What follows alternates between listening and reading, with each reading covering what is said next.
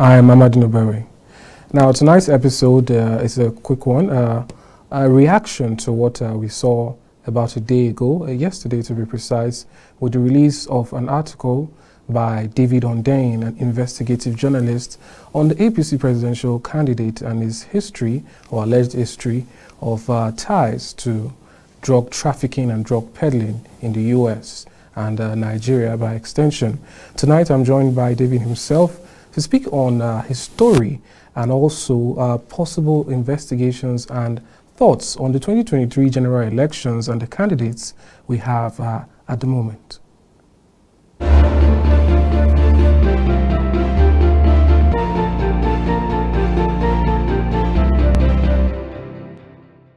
Good evening, Mr. David. Hi, good evening. All right. Obviously, you are aware that the story you released about a day ago, or yesterday actually, has caused a lot of buzz and a lot of controversy in its wake. And I just want to get from you about the story. But before we go into some details, I'd like to ask something I've actually asked you before. How do you decide what stories to go after? And specifically, this very story on Asiwaju Bola Ahmed Tinubu, what spurred you on to go deeper and bring out all these things you've unearthed? My stories are essentially, so the type of journalism that I like to think of myself as a practitioner of is public interest journalism. So basically, journalism that can be said to exist in some form of general public interest. So obviously there are different types of journalism, but what the kind that I tend to align myself with is that which I think has some sort of general utility to everyone. Really. So in this instance, you have a very important election coming up. If there are three front runners, and one of these three front runners, right? So to be clear, every single one of these front runners has a realistic chance of actually winning the election. And one of these front runners is someone who has been known to have links to international drug trafficking. And for whatever reason, even though this knowledge or this story has been in the public domain for years, maybe even decades, it's just sort of slipped into a sort of memory hole, and it seems as if it's just not being acknowledged, or it's not a factor in this election. Now, being someone who follows election cycles in a lot of other countries, I'm well aware that, for example, in the UK, where I spent a significant amount of my life before returning to Nigeria,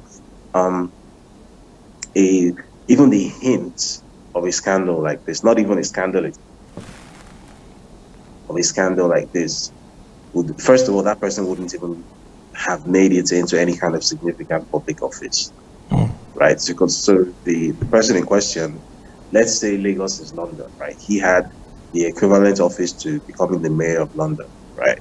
And now I know for a fact that you simply cannot make it to that seat, to the mayorship of a city like London, if you have the wave of association with cross-border drug networks around you, right? That's not to say that controversial people don't make it into political office in countries like the UK.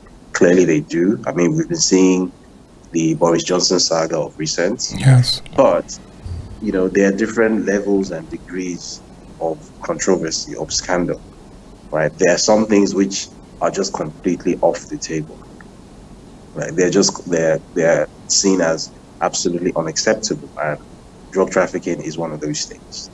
So I just think that in the interest of, I won't even call it nation building, because that sounds very cliche and insincere, but in the interest of not coming from a country that continues to be a total and absolute laughing stock, right? Because wherever you are in the world, even if you're not in Nigeria, Nigeria won't leave you alone.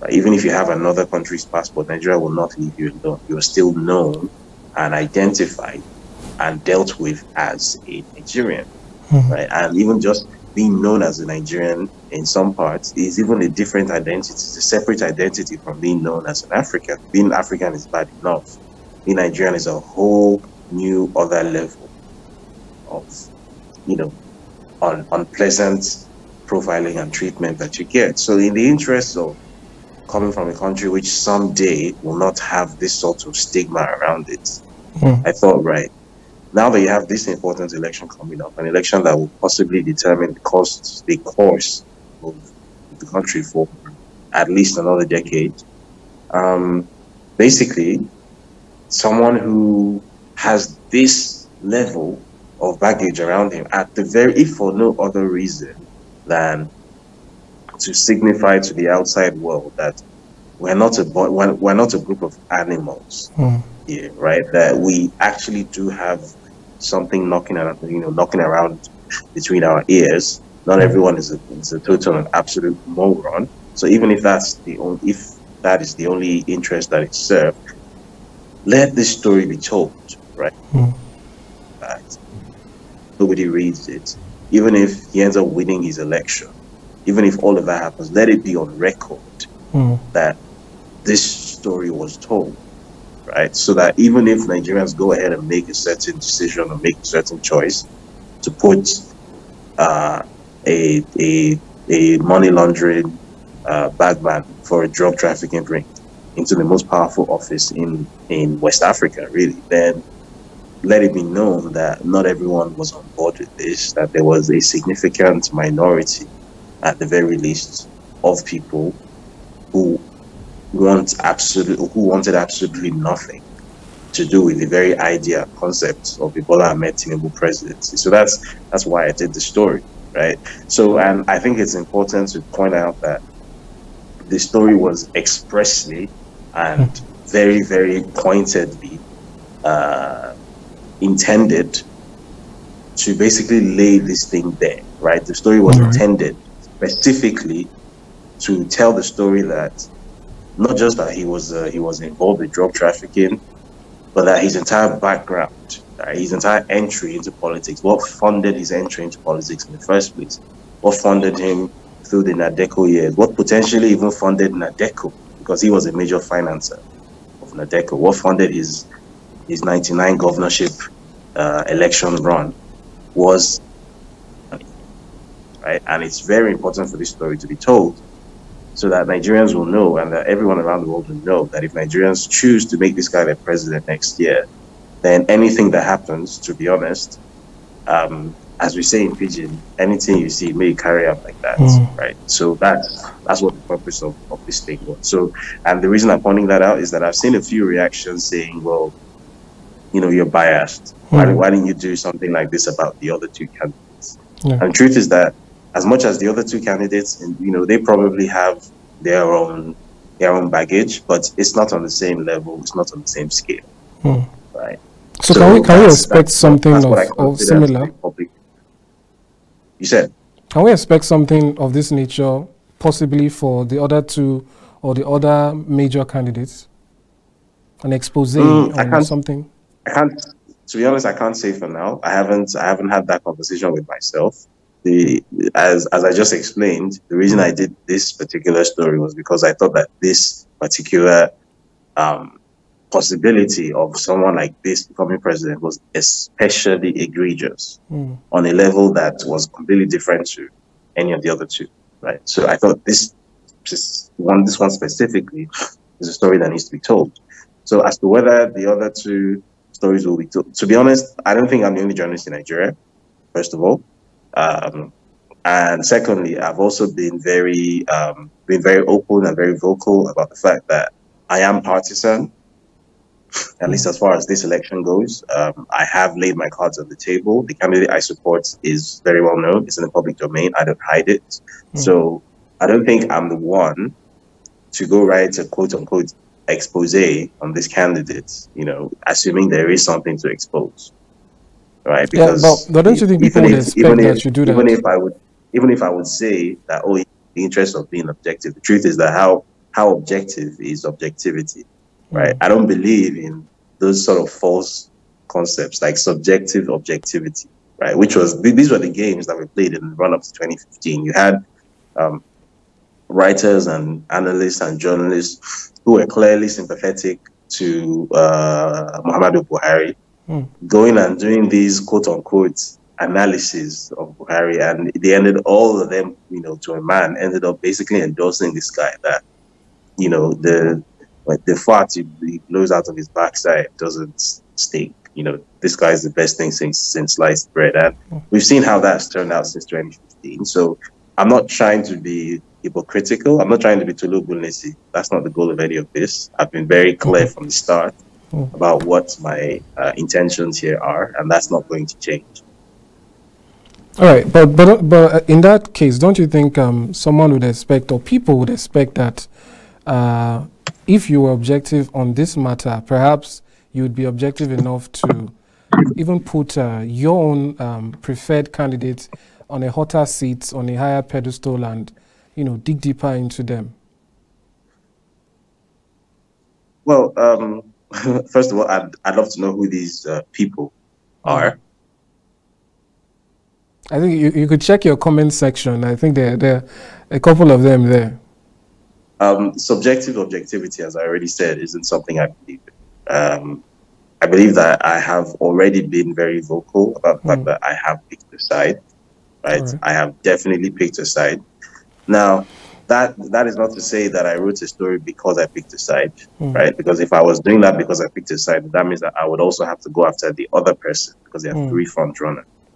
That doesn't look likely because, to be honest, as I said, it wasn't a case of wanting to promote one person over another. It was a case of this particular person is the worst candidate on the ballot. This particular person is a clear and present danger. It was a similar situation in 2015 when you had people like Remi Shonaya, Saladuro Toye on the ballot, and obviously you probably didn't know who I was then, but I was also very vocal at the time, at least on social media. My name wasn't out there. I was using a pseudonym. I was very vocal at the time, and I similarly made it very clear that, look, I don't really care who you people vote in as president in 2015, as long as it's not Muhammadu Buhari. That guy is very, very, very bad news. That guy is a clear and present danger. Right? That guy is an ethno-religious troglodyte. That guy is going to get people killed. That guy has got people killed. He has a long history of aiding and abetting wholesale murder of people, going back as recently as 2011, before the 2015 election. I mean, we remember what happened when his followers went on the rampage across the country, killed over 800 people, and he explicitly refused to call them off, right? So these were the things that made me respond that way in 2015. Like, you guys can vote anyone else you want, but this guy is the worst candidate on the ballot. Please, for the love of God, do not vote for him. And then they went and voted for him, and I guess we've all lived the results since then. So it's a similar kind of situation now, that there are three front runners, and to be honest, whichever one you vote for is fine as long as it's not this guy, right? It's the worst candidate on the ballot, right? And it's for so many reasons. Like, this guy makes even Buhari look a bit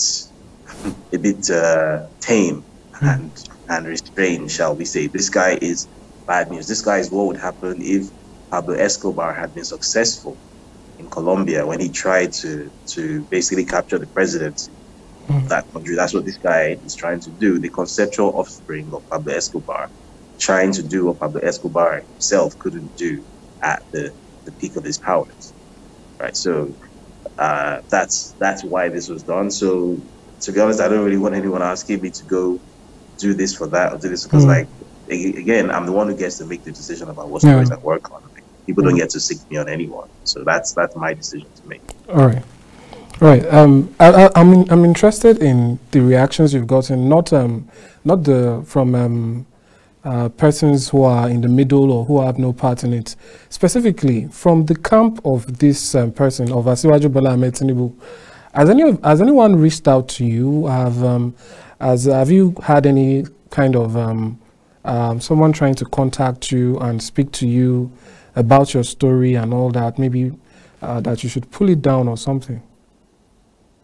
Yeah, so I said that hasn't happened, and it's probably just as well that hasn't happened, because I think there is enough about me that should be able to tell that would be a very bad idea.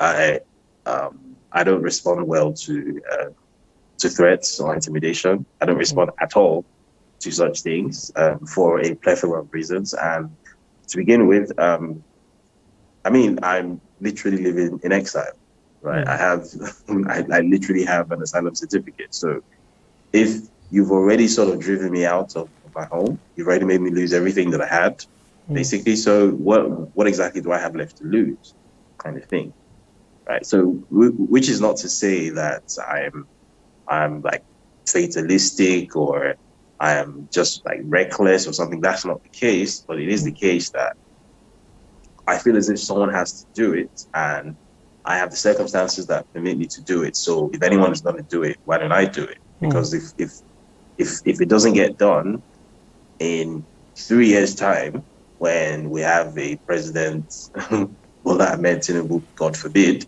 I'm going to be on Twitter complaining that journalists didn't do their job during this period. How could you have voted for a drug trafficker, blah, blah, blah, blah, blah. The same way I spent 5 years moaning, how could you have voted for a 3-time coup plotter? But the thing is, back then, even though I was trained as a journalist, I wasn't practicing as a journalist in the run up to 2015. So, I was later on after the fact, I just ended up complaining and moaning. But when the actual job was there to be done, I didn't do it. So this time around, I'm here, I'm present, and there's a job to be done, and I'm going to do it. And that's what I'm doing to the best of my ability, if for no other reason than to clear my conscience, to be honest, that I tried. I did something. I didn't sit down and just watch it happen, as was the case in 2015. All right. Now into the story. I just wanted some clarifications on some portions. 2 names were stood out in the story. I don't know if I'm pronouncing it correctly. Agbele and Akande. I'd like to know, I don't know if I didn't pay enough attention, but what was what's the word now? Their end. How did it end up for them? Were they convicted? What exactly ended up? We know now that Asiwaju Bola Ahmed Tinubu has now gone on and is now running for president. He has been governor and he has been doing very well for himself. These persons that were associated with him, I'd like to know, did your investigations go that far? Where are they now? So, as far as it's possible to tell, Moise Akande never obviously faced any kind of justice in the US because he had actually left the country at the time when the federal investigation began. So, as far as it's possible to tell, he keeps a very low profile. I've seen his name on a couple of lists of boards of directors of some random companies, but beyond that, as far as it's possible to tell, he lives like a ghost. He doesn't really have any digital footprint. He has no public presence, no online presence, nothing. He lives in the shadows. And then Abiodun Ogbewe, the other guy, is Akonde's nephew, who was questioned by the feds, who was arrested and questioned by the feds. Well, last seen in a courtroom in Abuja, where he was under trial by the AFCC for laundering money on behalf of his old friend Peter Ayodele Fayose, the former governor of Ekiti State. State.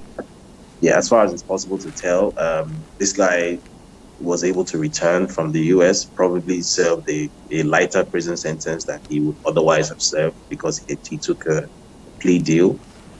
He cooperated with the feds in bringing down the kingpin, that's Lee Andrew Edwards in Gary, India. So he was able to return to Nigeria. I'm gonna guess he was deported. So he lives in Nigeria basically, and from what I could gather from the research that I was able to do, for quite a number of years, he was like a shadow of himself. He was like kind of broke. He wasn't anything close to what he used to be in the 80s.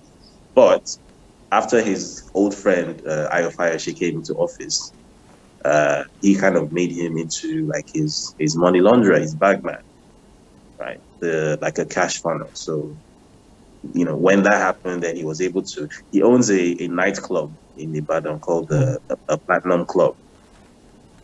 So he was able to refurbish and renovate that nightclub. Uh, he started buying houses and cars and started living the good life once again.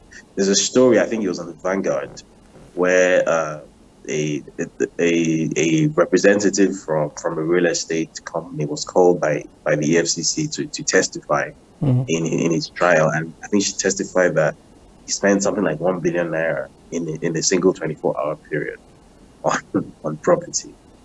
So, and this was, I think, around 2014 or 2015 when this happened. So yeah, that's what Abiola Ogbewe has been up to. All right. Now, I'd like to put some reporters have saying, I'm sure you're used to that. Whenever you drop a story, it usually leads to like 10 other stories, some of them trying to find holes in your own story. I'll mention his name. I'll mention his name. I know you don't shy away from adversity. Tokpe Fashua, he wrote a piece on Facebook where he laid out some issues that he says people should look into, and I wonder how you'd respond to it. He says that Bola Ahmed Tinubu has been to the U.S. since he has been abroad. He has been to the U.S. and mostly to Europe, and he's saying if he's this much of a a high criminal, so to speak, how is he still able to, head back into the country? And I know you did your best to actually break down the reason why the full amount that he was made to forfeit to the states, allegedly for drug issues, why it wasn't completely taken, why a certain portion was. I saw your explanation of it and how that is how the system works, and also how the lawyers are so good that most people tend to take plea bargains or deals, court deals. So now, how do you respond to this, that he's still able to get there, and so it means that, as he called it, it's an old wives' tale? Well, so bear in mind that I used to work in PR, so I understand these tricks, right? Something similar was done last year when I did a story on Issa Panzami, and then it emerged that he was actually kicked out of his job as chief imam at the mosque at Abubakar Tafawa Balewa University. Now, when he hosted a press conference the next day, he knew that this question was going to come up, and he didn't want to answer this question. So what he very cleverly did was that he got a friendly journalist to go ask him a question which sounded like it was that question, but was a completely different question. So instead of the journalist asking him, were you thrown out of your job as chief imam at ATBU Mosque for inciting religious crisis? Instead, the journalist asked him, were you rusticated from ATBU for sparking or taking part in any kind of religious crisis? And of course, the answer was no. He said, no, I was never thrown out of ATBU as a student. You can go check my records, blah, blah, blah, blah. And he was telling the truth, right? Because he intentionally misdirected the audience. And most people didn't catch it. But I caught it and I flagged it. And this guy just told you a lie by using a truth and unrelated truth to misdirect. That was the wrong question. The question wasn't whether he was chucked out of ATBU as a student, but whether he was chucked out of his job after he graduated as the chief imam at the mosque. So that's like how sort of these amateur PR people try to spin stuff. Now, in this instance, it has never been claimed anywhere, including in my story, that Bola Ahmed Tinubu was convicted of a drug-related crime, right? That was not alleged anywhere. It was stated that he was indicted, which is 110% true, right? It's absolutely true. The documents are there. I didn't come up with any of documents. Those documents are on public record. You can go to the U.S. District Courts of the Northern District of Illinois, Eastern Division, and you can make a request for them. They will give it to you. You might pay a token, but they will give it to you, right? It's subject to the Freedom of Information Act. It's right there, right? These are all public documents, right? There's nothing in the story which which was some kind of top secret or something. It's just that most people don't know that these documents exist and they don't know where to find them. And that's my job as a journalist, right? So the question was never, was Tinubu convicted of a drug-related crime? In which case, obviously, he wouldn't be able to travel to the US and, you know, most countries in Europe and countries in the so-called Five Eyes diplomatic partnership. But no, that was not the question. So if you're asking the wrong question, obviously you're going to get to the wrong answer. The question is, was he indicted of the drug-related offense? Yes. Secondly, what was the drug-related offense? It was money laundering. It wasn't directly drug. He was never the one who was like handling heroin. He was a bagman. So under US law, that's a less, well, at the time anyway, it was a less serious offense. It was thought to be, it was an offense that was given lower, that was assigned lower priority on the scale of punishment. Right. So these really clever people who think they can misdirect the conversation or sort of what's the word I'm looking for? Discredit my story by asking the wrong question should go ask a different question. They should ask Abiola Ogbewe, who appears on the same charge sheets with Bola Ahmed Tinubu. Can he travel to the US? Has he traveled to the US since then? That's the question they should ask, because he was a drug trafficker and he was the one who was convicted. So they should ask that question. Has Abiola Ogbewe been able to travel anywhere since then? Why has he been stuck in Nigeria for the past 20-something years? They should answer that question, right? And then stop being silly, right? You know that something is true, and instead of just engaging with it, you start playing these games, like trying to obfuscate or trying to insult people's intelligence. Stop it. Stop it. All right, that's fair. And now I'm interested in something else in your story, and also in your process. I'm sure you can't say everything about what you do, obviously, for obvious reasons. But there's a part where you mention how Asiwaju seems to have some sort of, I call it black or dark or unknown history till a certain point where you see he appears with a passport, and then from then henceforth it becomes a little bit easier to track him, because we know that his age is in contention. His you know, some also talk about his degrees and all that.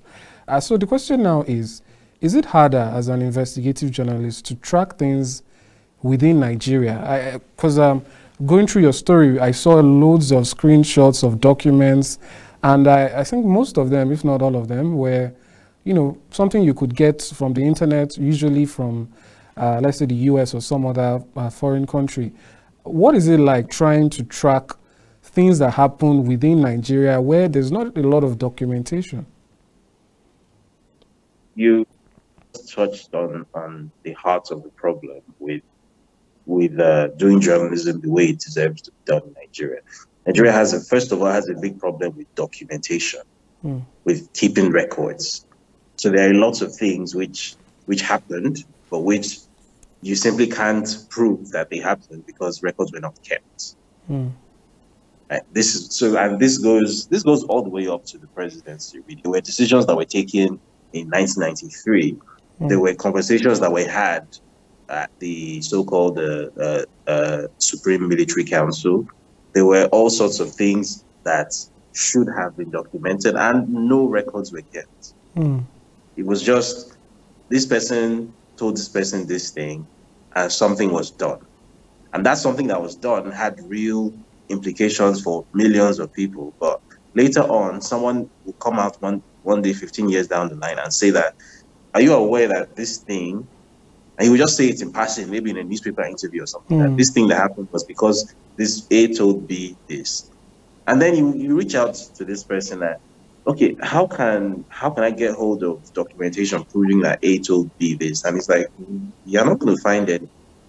You know, you just kind of have to take his word for it, which obviously you can't do as a journalist. So a lot of the time, you just have to drop stories because there is no documentation backing it. You just have this person's word. His word, which, I mean, as you know, as a journalist, it puts you in an impossible situation.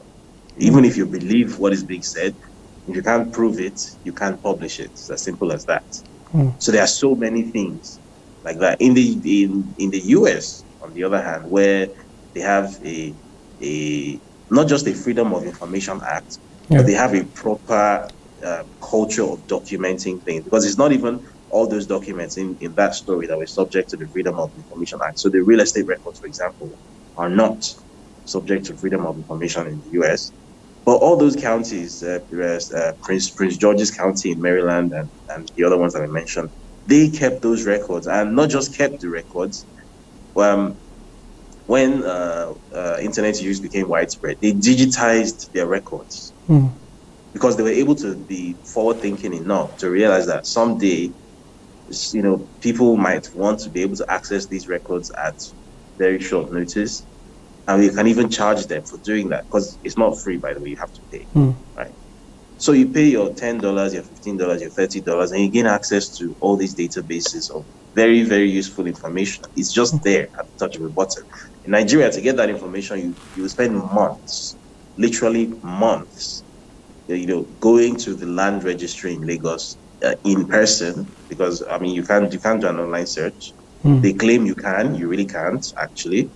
To go there in person, you would have to pay this bribe, and that bribe, and that bribe, and then they will milk you for weeks, if not months, sometimes years, to get hold of certain information.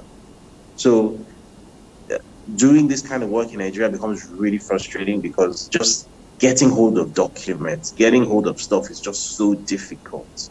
So a lot of the time, you have to rely on, when you need documentation in Nigeria, you have to rely on sort of like individual sources, whistleblowers, that kind of thing. Because if you're going to like government institutions, even private sector institutions, the same problem. They either don't keep records, or as was the case in a story I covered sometime last year, a story about I think it was APC, where they had a dispute with one of their passengers who was violently ejected from a plane before taking off, because she had a disagreement with the pilot, and it was actually the pilot's fault, but APC tried to bully her, and then they charged her to court for attempting to hijack a plane, and claimed that she had an explosive in her luggage. It was just a mess. And when I checked her booking reference on the APC packet, bear in mind that a booking reference is supposed to pull up a permanent record. APC had scrubbed the booking reference from their database. They had removed the booking. Fortunately, she had kept records, like she had screenshots and everything. She had proof of her ticket purchase, of her check-in, all of that. But when I went to check the booking reference, they had deleted it. Right, and that's a private sector organization. So sometimes it's not just a problem about keeping records. Sometimes, even when the capacity to keep records exists, sometimes people have no respect for the concept of documentation. People think that everything is just, you can play fast and loose with absolutely everything. So I find it easier a lot of the time to access information from the US or the UK or Australia or Canada or New Zealand or mainland Europe, even Southeast Asia, than Nigeria, where I'm from. You ask for information in Nigeria and you just won't get it. You send a Freedom of Information request to a Nigerian government agency, 9 times out of 10, they respond to you telling you that no, they're not going to give it to you. And then if you have to go to court, I mean, how many Nigerians have that kind of budget to be, dragging lawyers to court all the time, sue this person, sue that person? They're not giving me access to things under the Freedom of Information framework. Look at Lagos, for example, where the person in question governed for 8 years. Till today, you may not be aware of this, but till today, whatever the Lagos State government tells you their budget is, whatever the Lagos State government tells you they have spent their budget on, you just have to take it like that. You do not know what the Lagos State government budget actually looks like, because Lagos State government went to court in 2013 under Babatunde Fashola to argue that the Freedom of Information Act, which was signed into law by President Goodluck Jonathan, has not been domesticated in Lagos. Hence, Lagos is not required to respond to Freedom of Information requests.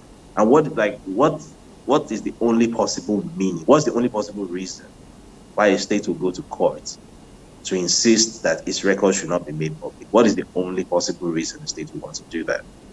Obviously, there's something to hide. There are a lot of bodies to hide. There's a lot of corruption. That's the reality. That's Tinubu's mega city, right? So in the process of putting this story together, specifically, I was actually really grateful that a lot of the story took place or had relevance in the US. So I was actually able to get hold of not just records from the US, but also people such as Prof. Gary Bush, whom I quoted, right? I didn't even bother reaching out to Ibrahim Babangida, because I've tried reaching out to him before and he just didn't answer me, right? That's how it works in Nigeria. You reach out to people who are supposed to, give their comment or, offer some kind of insight or angle in the story, and they just don't believe that speaking to journalists so that things can be documented, history can be written. They don't believe in such things. They just keep stum. They just ignore you. They don't even tell you, I don't want to talk to you. They'll just ignore you and just act like you don't exist. It's very sad. Yeah, that's quite sad. But one thing about your article, one thing that no one can deny, is that you've raised questions. And so for us here, we'll continue to reach out to them, even though they don't, some of them do not answer us. Those questions need to be answered, and we'll continue to ask them. Thank you very much for coming on the program tonight, and thanks for your insight. Thank you for having me. Thank you.